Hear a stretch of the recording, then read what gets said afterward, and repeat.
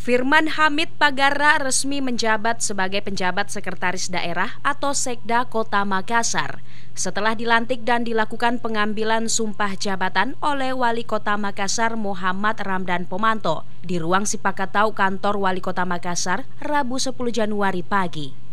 Wali Kota Makassar Muhammad Ramdan Pomanto berharap penjabat sekretaris daerah Kota Makassar bisa menjadikan Pemkot Makassar sebagai birokrat yang kuat di tengah banyaknya persoalan, termasuk memastikan netralitas ASN jelang pemilu 2024 pada 14 Februari mendatang.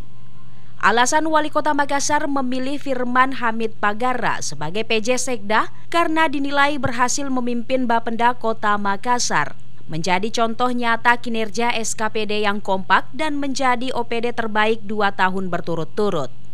Dia pun berharap PJ Sekda bisa kembali menghidupkan inovasi-inovasi tiap SKPD seperti pengembangan lorong wisata hingga kebersihan kota. Sekda itu hal-hal yang rutin, administrasi, kemudian kan di situ ada lakip, sakip, ada SPM, ada standar-standar, ada inovasi, ada semua. Saya berharap semua hidup di semua SKPD.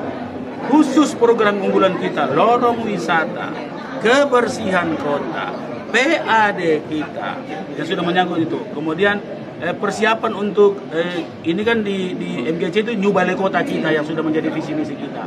Persiapan untuk bagaimana pindah-pindah di sini ya supaya ini betul-betul layak untuk pindah dan betul-betul jadi lebih baik. Itu menjadi tugas beliau. Ia menambahkan adanya PJ Sekda, birokrat Makassar terus menjadi kuat dalam menghadapi tantangan yang semakin kompleks. Mulyadi, Fajar TV dan Fajar Radio melaporkan.